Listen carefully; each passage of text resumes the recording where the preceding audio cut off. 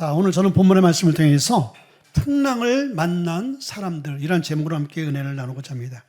우리가 흔히들 그런 얘기 하잖아요. 우리의 신앙생활은 항해하는 것 같다. 바다에서 항해하는 그러한 인생이 우리의 삶이고 신앙생활이다. 근데 바다는요, 참 예측불허의 세계고요. 그리고 변화무쌍이에요. 언제 어느 때에 광풍이 불지 모르는 곳이 바다입니다. 근데 요즘 세상이 그런 것 같습니다. 요즘 세상이 얼마나 빠르게 변화무쌍하게 바꿔져 가는지 몰라요. 쏟아져 나오는 최신 정보와 기술들, 최첨단의 그런 IT 정보들과 기술들이요, 파도와 같이 밀려와요.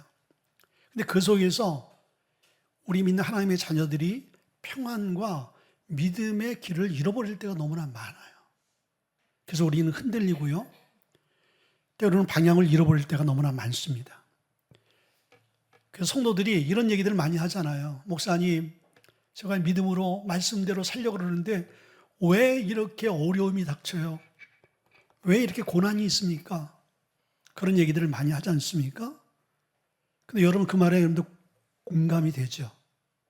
그래, 믿음대로 말씀대로 살려는데 왜 이렇게 안 풀리고 왜 이렇게 더 고통만 더해지지? 산 넘어 산과 같은 그러한 회의를 느낄 때가 있습니다. 근데 분명한 것은 오늘 성경이 우리에게 명확하게 얘기해주고 있어요. 오늘 본문에 예수님이 명하시고 가자는 그 길에도 풍랑이 일었다. 근데 이 풍랑이 그냥 풍랑이 아니라 성경에 보니까 광풍이라고 했어요. 미칠광의 바람풍이에요. 통제할 수 없는 바람이 예수님이 명하신 그 길에, 예수님이 함께하는 그 길에 일었다는 거예요. 근데 중요한 진리가 있어요. 오늘 주님과 함께하는 그 길에는, 그 풍랑에는 결코 그 풍랑이 주님과 그 일행을 삼킬 수 없다는 거예요. 우리의 삶 가운데 오는 많은 광풍들을 만날 때 우리는 회의를 갖지요. 주님이 나를 사랑하지 않고 주님이 나를 버리셨나 보다. 그렇게 생각하는데 성경은 그의 반대라고 얘기해 주세요. 광풍이 있는 것은 도리어 우리를 사랑하시기 때문에 우리의 믿음을, 우리의 신앙을 변화와 성장을 시키기 위해서 광풍을 우리에게 허락한다라고 말씀드리고 있어요. 오늘 본문의 말씀을 통해서 우리에게 오는 크고 작은 그 광풍과 같은 어려운 문제에 닥쳤을 때 그것을 볼 수 있는 복음적이고 말씀, 성경적인 시각이 있어야 되는 거예요.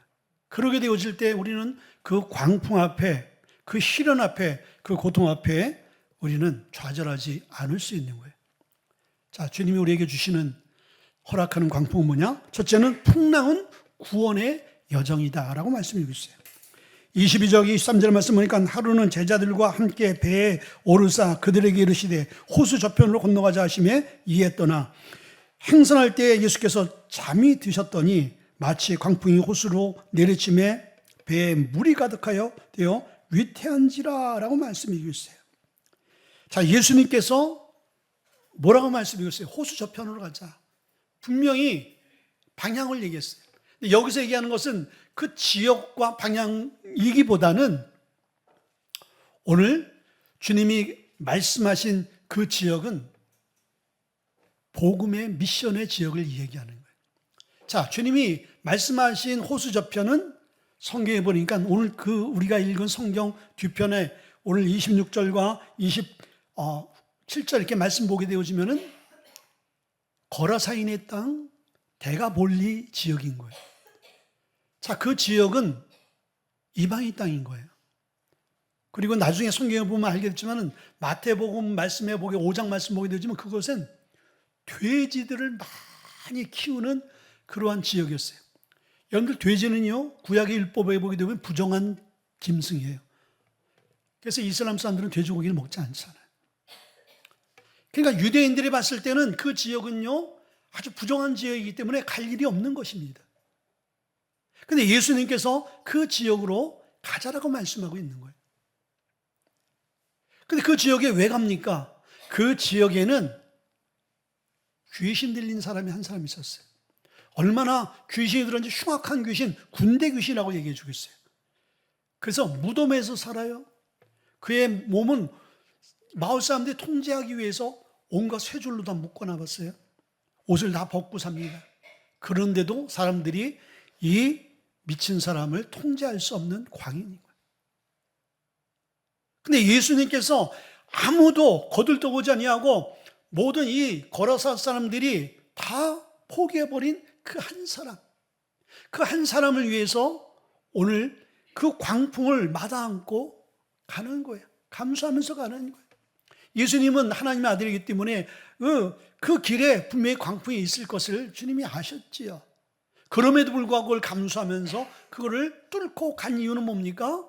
그 거라사 땅에 구원받아야 될 참 불쌍한 한 영혼을 구원하기 위한 하나님의 그 마음이 있었던 거예요. 그럼 선교는 뭡니까? 이와 같이 모든 사람들이 관심을 갖죠 주지 아니하고 모든 사람들이 포기한 것 같은 땅, 그리고 그런 가정과 그런 사람들을 향해서 그리스도의 복음을 전하며 나가는 거예요. 아무도 관계를 하려고 하지 않지만은 주님만은 그 영혼을 긍휼히 여기는 거예요. 자, 우리가 주님이 명하신 그 길을 가야 되는 거예요. 오늘 주님께서 우리에게 분명히 말씀해 주는 것은 누가복음 19장 10절에 인자가 온 것은 잃어버린 양을 찾기 위해서 왔다라고 분명히 말씀해 주고 있죠. 그 얘기는 예수님이 인간의 몸으로 안고 이 땅에 오신 것은 선교하기 위해서 오신 거예요.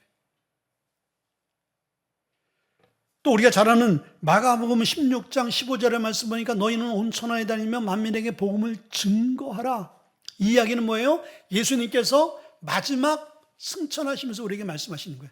자, 예수님이 이 땅에 오시면서 한 말씀도 잃어버린 영혼, 그리고 가시면서 우리에게 당부한 말씀이 너희는 온 천하에 다니며 만민에게 선교하라. 이 말씀인 거예요. 근데 이 선교하는 길에는 반드시 광풍이 일어요. 왜 그렇습니까? 주님의 영광이 되는 일이고, 그리고 자기 품 안에 있던 그 영혼들, 지옥 갈 영혼들을 다 빼앗겨버리고 그 영혼들이 생명으로 나가는 것을 이 사단의 세력들이 그것을 포기하지 않는다는 것이죠. 우리의 가는 길은 어떤 길이어야 되는 거예요? 결론적으로는 오늘 주님께서 말씀하신 것 같이 호수 저편, 거라사 땅, 그 땅으로 가는 것이 우리의 인생인 거예요. 그건 뭐예요? 우리의 인생의 여정 길에는 우리의 목표는 잃어버린 영혼을 구원하는 것이 우리 인생의 본분인 거예요. 왜 우리가 이 땅에 와서 무엇을 하다가 어디로 가는가? 이 질문에 대해서 우리는 항상 고민을 해야 될 텐데, 우리는 주님으로부터 왔고 주님의 일을 하다가 주님 곁으로 가는 거예요. 그렇죠. 근데 그 길에는, 그 일을 감당하려고 하는 그 길에는 반드시 광풍이 있는 거예요. 하나님이 기뻐하는 일이기 때문에 사단이 역사하고 막는다는 것이죠. 두 번째는요, 선교를 방해하는 풍랑이 있다는 거예요. 자, 23절에 말씀이니까 광풍이 호숫가로 내리침에 배에 물이 가득하게 되어 위태하더라. 배에 물이 가득했다라는 거예요. 그냥 나룻배 같은 나무배인데 그냥 내가 보기에는 그 나무 배 맨 윗부분만 남고 거의 물이 찬 것 같아요. 그렇죠? 네. 근데 그 속에서도 예수님이 물속에서 주무시는 거 보니까 대단하신 거예요. 배가 가라앉기 일보 직전인 거예요. 굉장히 위험한 상황을 만나는 거예요. 여러분들, 우리가 말씀대로 살려가게 되어지면요, 이런 상황들을 경험하게 되어져요. 예수님께서 그 거라사 땅에 가서 한 영혼을 구원하려고 하잖아요. 근데 그 영혼이 구원을 받잖아요. 근데 그 영혼이 오늘 우리가 잘 아는 마가복음 5장 13절의 말씀 보면은 자세히 나와 있어요. 똑같은 이 거라사에 귀신 들린 사람이 이야기가 나오는데, 예수님이 이 사람을 봤더니 이 사람에 군대 귀신이 있는 거예요. 그래서 예수님께서 명에서 나가라 할 때 이 군대 귀신 들린 이 귀신들이 자기들을 그 돼지떼들에게 보내달라고 얘기해요. 예수님 허락하죠. 근데 그 돼지떼가 물속에 들어가서 다 죽습니다. 바다로 들어가서. 근데 그 돼지떼가 2,000마리가 되더라 그랬어요. 예수님 당시 돼지 한 마리가 얼마의 가치가 있냐면 20데나리온인 거예요. 한 데나리온이 한 사람의 노동값인 거예요. 그럼 그때의 가격으로 이렇게 환산해 보게 되어지면은 돼지 한 마리 20데나리온이면 오늘날 200만 원에서 250만 원. 그 2천만 원이면 40억에서 45억 정도가 되어져요. 자, 한 영혼을 위해서 한 영혼의 가치가 얼마나 큰지를 예수님께서 말씀하고 있는 거예요. 대가볼리아 지역 경제가 이 돼지떼로 먹고 사는데 이 돼지떼가 전부 죽었다고 생각해 보세요. 경제가 뿌리채 흔들려 버리는 거예요. 한 도시의 경제를 흔들어서라도 이 한 영혼을 빼내는 거예요. 40억, 45억이라는 그 돈을 들여서라도 허비해서라도 이 한 영혼을 구원하는 거예요. 여러분들 영혼 구원의 가치가 그런 거예요. 여러분 한 사람 한 사람이 그런 과정과 그러한 주님의 마음과 계획 가운데 여러분들이 죄악 가운데서 어두운 가운데서 죽음 가운데서 유월되어지고 구원되어진 거예요. 그렇죠. 근데 그 한 귀한 한 영혼을 위해서 나가는 선교의 발걸음 광풍이 불 수밖에 없지. 우리가 우리의 삶에 어렵고 힘든 일이 생길 때 우리는 위안을 받아요. 아, 내가 바로 가고 있구나. 잘 가고 있구나. 왜? 사단이 기뻐하지 않는 그 일을 하게 되어질 때 우리에게 광풍이라는 환경을 허락하는 거예요. 어떻게든지 주님의 나라를 막으려고 하는 것이지. 그럼 영으로 우리의 삶 가운데 너무 순탄해. 우리의 삶이 너무 문제가 없어. 우리가 기도와 말씀 가운데 순탄한 삶을 사는 것은 하나님의 은혜인 거예요. 그런데 기도와 말씀을 놓치고 사는데도 우리의 삶이 너무 순탄하고 아무 문제가 없고 너무 편안해. 딱 지금이 좋아. 그냥 이대로 멈췄으면 좋겠어. 그런 분들 많죠, 우리 교회.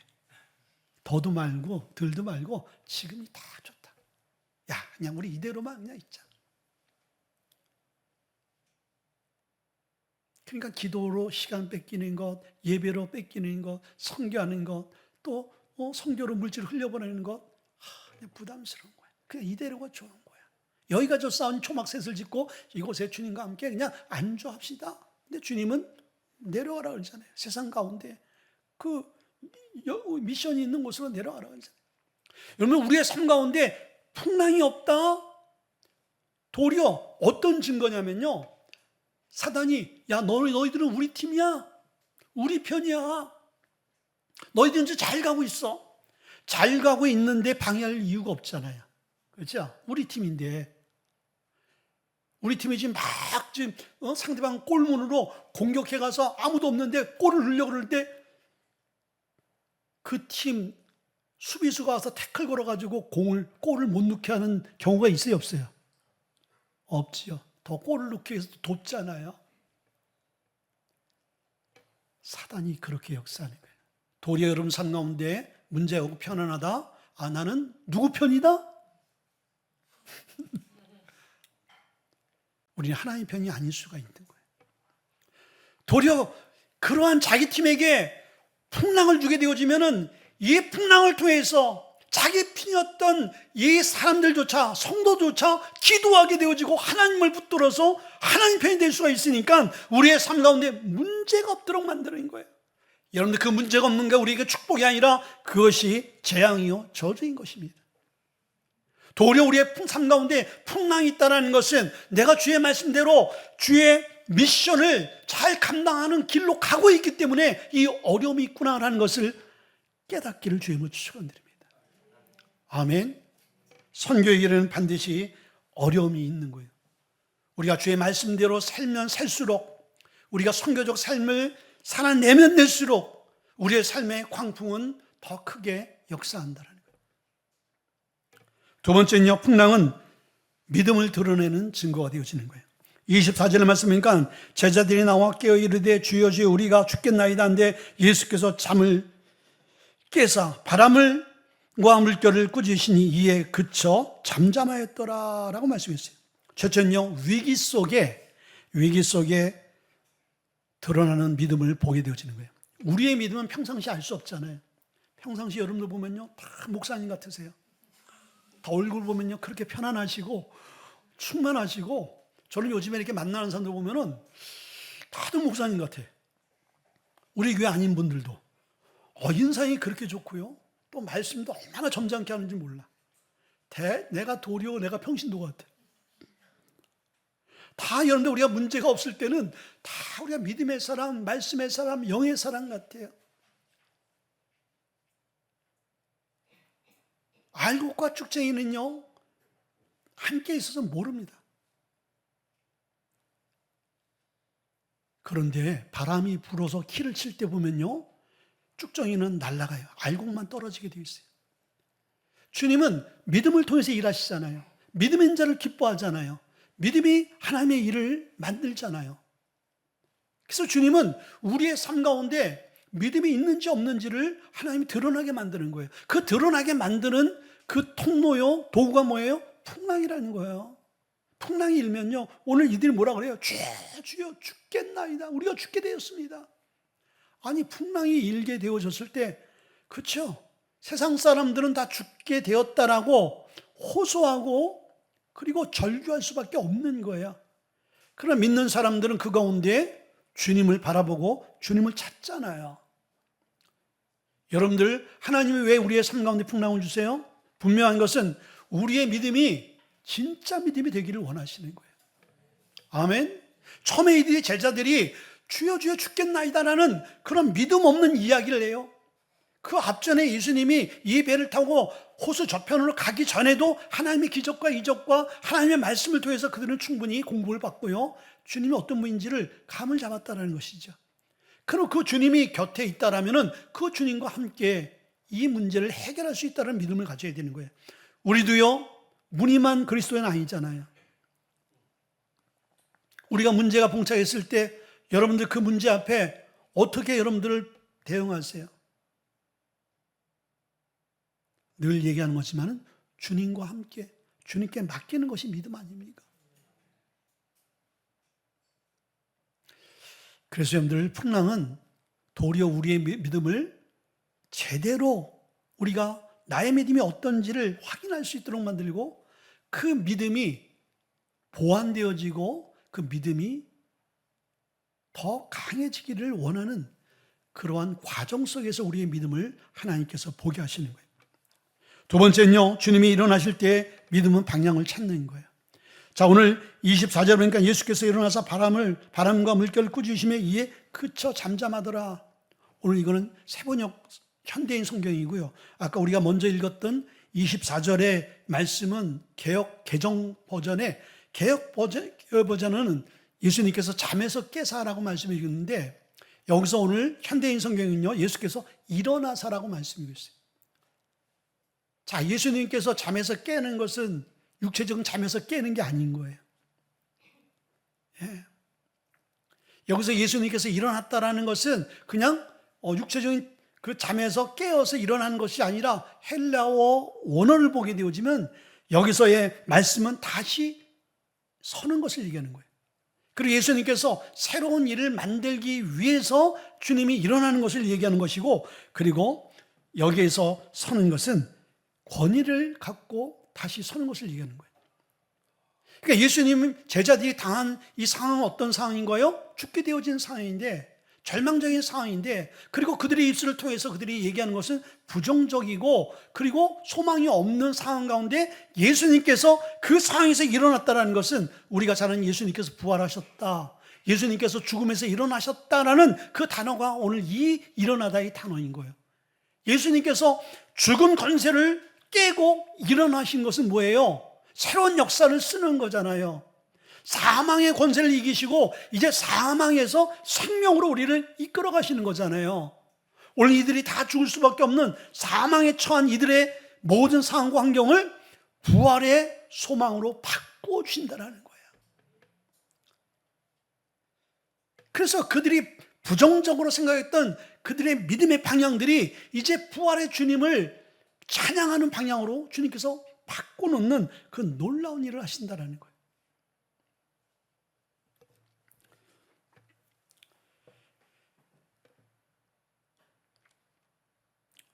세 번째는요, 풍랑은 믿음을 회복시켜요.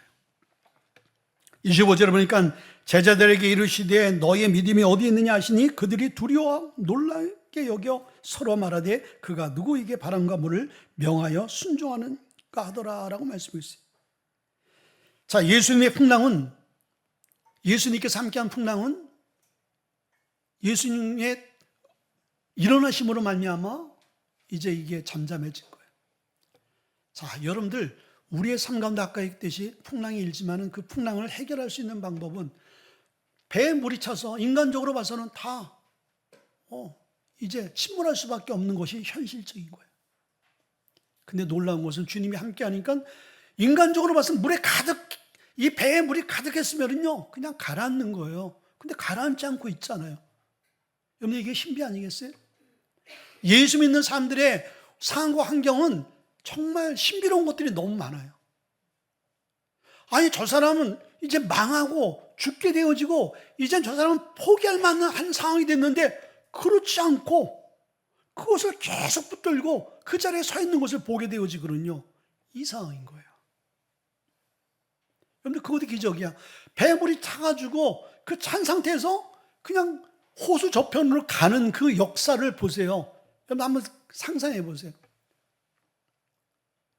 제가 어렸을 때 제 고향에 한탄강이 있었어요. 저 걸어서 한 20분 걸어가면 한탄강이 있어서 거기서 우리가 이제 수영도 하고 이제 여름을 거기서 지냈는데, 거기에서 이 모래사장에서 반대로 그 숲속으로 이제 배 한 대가 있었어요. 거리는 한 50m에서 70, 80m 정도, 100m가 안 됐어요. 그래서 저쪽 나무에서 이쪽 바위 쪽에다가 줄을 묶어가지고 뱃사공이 줄을 잡고 땡기면서 가는 거예요. 그러면 이쪽에 있던 사람이 반대편으로 건너갈 수 있는 거예요. 근데 그게 나무배였는데 배가 오래되다 보니까 물이 들어오는 거예요. 한 50m, 70m 가는 그 거리에도 물이 들어오니까 배가 어떻게 돼요? 계속 물 들어오면 가난단 말이에요. 그래서 깡통이 있었어요. 그래서 손님 중에 하나가 계속 물을 퍼야 되는 거예요. 물을 퍼서 물이 차지 않도록.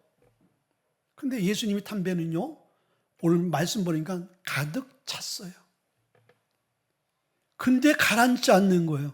이게 여러분들 기적 아닙니까? 예수님과 함께하는 그 자체가 우리의 삶의 기적인 거예요.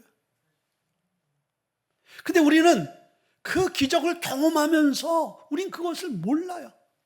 제자들은 물이 이렇게 가득 찼으면 그들의 경험들, 제자들 중에 어부가 있잖아요. 이거는 우리는 빠져 죽어야 되고 침몰해야 되는 거야. 그런 상황인데도 지금 그렇지 않고 그 상태가 유지되어지는 걸 보면서 그들이 깨달아야 될 건 뭐예요? 야, 이거 신기롭다, 신비하다, 이거 이상하다. 그러면서 이 원인이 어디에 있는지를 알아야 되는 거거든요. 원인이 어디에 있어요? 예수님이 함께 하니까 가라앉지 않는 거예요. 그리고 예수님께서 일어나셨어요. 여러분, 예수님이 일어나셔야 되는 거예요. 아멘. 우리 안에 잠자는 예수님이 너무 많다는 거예요. 예수님의 풍랑을 통해서 잠자는 그 예수님을 깨우기를 원하시는 거예요.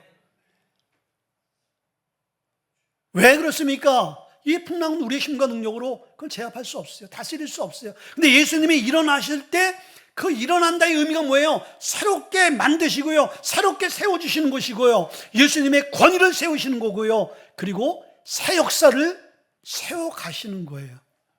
그래서 우리의 풍랑은 축복이요 은혜라는 말이 여기 있는 거예요. 풍랑 가운데 우리는 주님을 깨우게 되어지고 그 깨어난 주님이 우리의 삶 가운데 새로운 삶을 열어주신다라는 거예요. 그렇죠. 그리고 예수님께서 그 풍랑을 잠잠케 했어요. 그때 주님의 제자들이 그가 누구에게 바람과 이 물을 명하여 순종하게 하는가라고 고백해 주고 있어요. 이 고백은요, 그들이 놀래가지고 기가 막혀가지고 고백한 그 고백이기보다는 그들의 믿음의 실체가 바꾸어진 것을 얘기하는 거예요. 야, 저분이 우리가 알고 있던 랍비, 그 스승, 선생이 아니라 이분야말로 우주 만물을 창조하시고 자연과 영적인 인간의 모든 세계를 주관하시는 하나님이시구나라는 것을 깨닫는 고백인 거예요. 이 말은 주님은 우리의 주가 되십니다. 로드십, 주님은 우리의 왕입니다라는 고백인 거예요. 주님은 나의 통치자입니다라는 고백인 거예요. 그 전에는 이 주님이 한낱 그냥 다른 특별한 선생으로 알았는데, 오늘 이 풍랑을 통해서 주님이 이 풍랑을 잠잠케 하는 그 사건을 경험하면서 이분이야말로 주시구나, 이분이야말로 왕이구나, 만왕의 왕이라는 것을 알게 되어졌다는 거예요. 주님이 우리의 풍랑을 통해서 주님이 깨우쳐 주기를 원하는 것은 바로 이거인 거예요. 내가 너희의 왕이다. 아멘. 너의 인생에 내가 주인이다 라는 것을 우리 스스로가 알지 못하고 깨닫지 못해요. 인간의 한계에 딱 봉착하게 만들고 그 인간의 한계를 뛰어넘게 하시는 하나님의 능력을 경험하게 되어질 때 이것은 주님밖에 할 수 없다는 것을 우리가 고백할 수밖에 없잖아요. 그래서 그 주님의 로드십에 우리가 순종하게 되어지고 주님을 경외하고 찬양하게 되어지는 거예요. 그래서 주님은 우리의 잃어버린 믿음을 찾아주시는 분인 거예요. 아멘. 오늘 주님께서 25절에 말씀하니까 이 상황 가운데 너의 믿음이 어디 있느냐라고 말씀하셨어요. 이건 뭐예요? 우리의 잃어버린 믿음이 지금 방향을 잃고 헤매고 있는 거예요. 그러니까 주님 그것을 찾아주기 원하는 것이죠. 자, 이 질문 가운데는요, 깊은 의미가 있어요. 자, 너의 믿음이 어디에 있느냐? 어떻게 보면요, 이 말씀의 뉘앙스를 보면, 야, 너희 이거밖에 안 돼? 주님이 실망하는 마음으로 책망하는 그런 의미로 우리가 이해할 수도 있어요. 근데 오늘 이 성경의 이 말씀은요, 그런 의미가 아닌 거예요. 너의 믿음이 어디 있냐? 이것은 너의 믿음이 있냐 없냐, 네가 지금 믿음이 있어 없어, 내가 보니까 너는 믿음이 없구나, 이렇게 단정짓는 것이 아니라 너의 믿음의 방향이 지금 어디를 향하고 있냐, 이 얘기를 하고 있는 거예요. 넌 믿음이 있는데 너의 그 믿음이 어디를 향하고 어떤 방향으로 하고 있냐 이거예요. 주님이 보니까 그들의 믿음이 풍랑을 바라보고 있는 거예요. 죽게 되어지는 상황에 그들의 시선이 있는 거예요. 믿음은 시선이거든요. 모든 시선을 주님께 둬야 될 텐데 주님께 두지 못하고 풍랑과 세상에 두게 되어지니까 그들의 마음속에 뭐가 밀려오는 거예요? 낙심과 절망이 밀려오는 것이죠. 그래서 주님이 그 제자들에게 지금 너의 믿음의 방향이 어디에 있어? 이걸 얘기하고 있는 거예요. 얼마나 감사해요.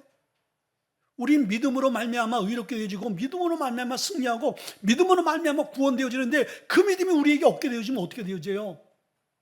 이건 소망이 없는 거죠. 근데 우리 안에 믿음이 있는데 이 믿음이 믿음의 방향을 잃어버린 거예요. 그래서 그 믿음의 방향을 다시 찾아주기를 원하는 거죠. 여러분의 믿음의 방향은 어디 있어요? 여러분은 이제 어디에 믿음을 두고 있습니까? 대부분의 많은 사람들이 우리의 믿음을 주님께 두지 못해요. 세상 그 무언가에 우리의 믿음이 더 가. 우리의 믿음의 시선이, 방향이 그곳에 더 머물러 있는 것을 우리는 보게 되어집니다. 주님은 그러한 믿음의 시선이 잘못되어진 자들에게 뭘 허락한다? 광풍을 허락하는 거예요.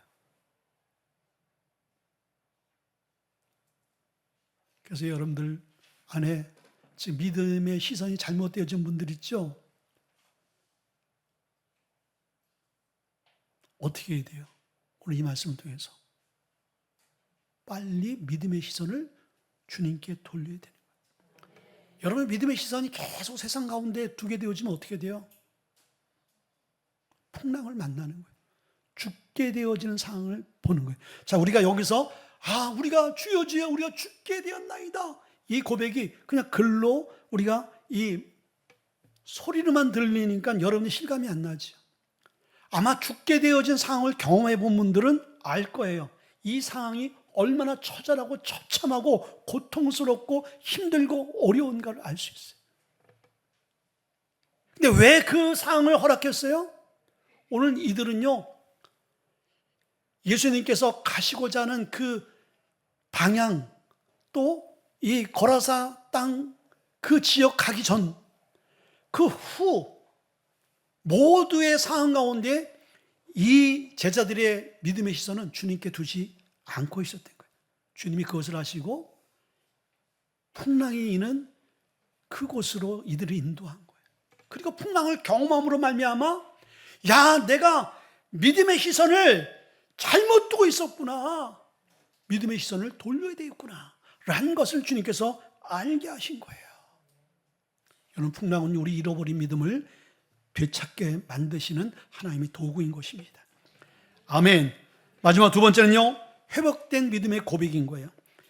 25절 보니까 그가 누구에게 바람과 물을 명하여 순종하는가. 아까 얘기했듯이 그가 누구이기에, 이들이 이것을 경험하기 전에 그들이 자기 입으로 얘기하잖아. 그가 누구이기에. 이 이야기가 왜 나옵니까? 주는 그리스도시요 살아계신 하나님의 아들입니다 라고 하면 그가 누구지? 라고 얘기할 필요는 없지요. 풍랑을 경험하고 풍랑을 잠잠케 해도 주는 그리스도시요 하나님의 아들이십니다 라고 동일하게 고백할 그 고백이 나와야 되는데, 도대체 이분이 누구시길래. 여러분들, 풍랑을 만나면요, 우리가 헷갈렸던 것들이 정리가 돼요. 도대체 예수님이 누구야? 말로만 듣고 그냥 배우기만 했던 그 예수님, 그냥 우리가 설교로만 듣고 그냥 내가 글로만 읽었던 그 예수님이 누구이신가를 실제로 경험할 수 있는 상황이 오게 되는 거예요. 그게 뭐예요? 풍랑인 거예요. 풍랑. 저도 예수 믿기 전에는 예수가 누군지 관심도 없었어요. 난 내가 좋아하는 운동에 미쳐가지고 그냥 운동만 했지, 교회를 왜 가? 교회 시간 가는 시간에 더 내가 내 시간을 갖지. 전혀 관심이 없었는데 내가 죽게 되어질 육체의 고난이 딱 처해지니까 그때 주님이 누구인지를 찾게 되어지고 주님이 누구인지를 알게 되어진 거예요. 그래도 이 엄청난 설교를 하는데도 아직도 관심이 없는 분이 있어요. 주님이 도대체 누구시길래, 빨리 좀 끝내세요 목사님. 도대체 그분이 누구시길래 매주마다 그 예수님을 반협박하듯이 얘기합니까?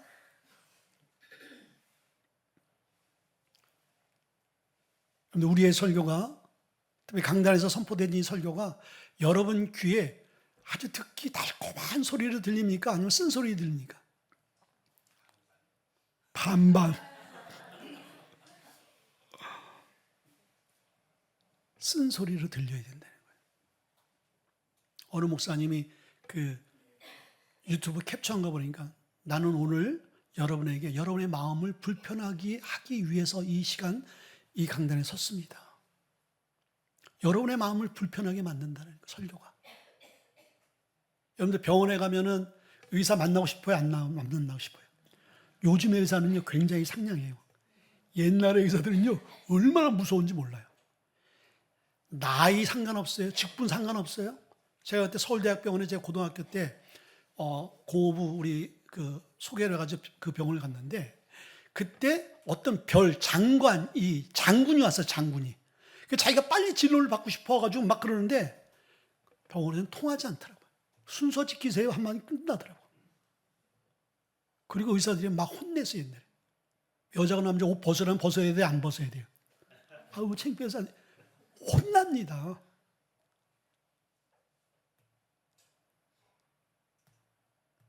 여러분들, 이 설교 시간이 우리의 마음속에 오늘 정말 너무 그냥 위로의 말씀 참 들었다. 너무 오늘 힘이 돼. 그 말씀도 좋습니다. 그러나 우리가 치료해야 될 것은 치료해야 되는 거예요. 아멘. 근본적으로 치료가 되어지면 그 다음에 뭐가 와요? 평안이 와요. 평안이 옵니다. 근데 골마 터져 있는 것을 째내지 않고 이걸 치료하지 않으면요, 이거는요 썩어서 잘라야 되는 거예요. 그래서 저는 저의 설교가 여러분 삶 가운데 마음을 불편하게 만들고, 그때 불편하게 만드는데 그것이 시험에 드는 것으로 끝나는 것이 아니라 그 불편함을 통해서 치료되어지기를 원해요. 오늘 예수님께서도 그들에게 얘기한 것이 너의 믿음이 어디에 있느냐? 한편은 책망하는 것 같지만은 그들을 살리기 위한 주님의 음성인 거예요. 그들을 회복시키기 원하는 사랑의 마음인 것이죠. 그들이 풍랑을 통해서 어렵지만 죽게 되어지는 심적인 육체적인 경험을 했지만은 도리어 그 경험을 통해서 뭘 알게 되어진 거예요? 이분이 어떤 분인가? 이분이 도대체 어떤 분이기에 이 자연조차도 이 말씀으로 다 통제하고 다스린가? 이것은 하나님 외에는 이러한 권세가 없다는 것을 그들이 경험하게 되어진 거죠. 여러분들, 이 말씀을 통해서 주님께서 여러분에게 말씀하시는 것은 여러분에게 있어서 주님은 어떤 존재인 거예요? 내 삶의 주님은 로드십, 나의 왕이십니다. 여러분들 그렇게 고백하고 있습니까? 아니면 여전히 주님은 글쎄 당신이 누구신지를 내가 모르겠습니다. 오늘 그런 인생에게 풍랑을 통해서 주님이 주되심을 보여주고 있는 거예요. 오늘 주님이 여러분 삶 가운데 주는 이 고난이 주님이 주님 되심을 나타내기 위한 하나님의 사랑의 도구의 통로인 것을 깨닫기를 주님으로 축원드립니다. 우리 한번 기도합시다. 기도할 텐데 오늘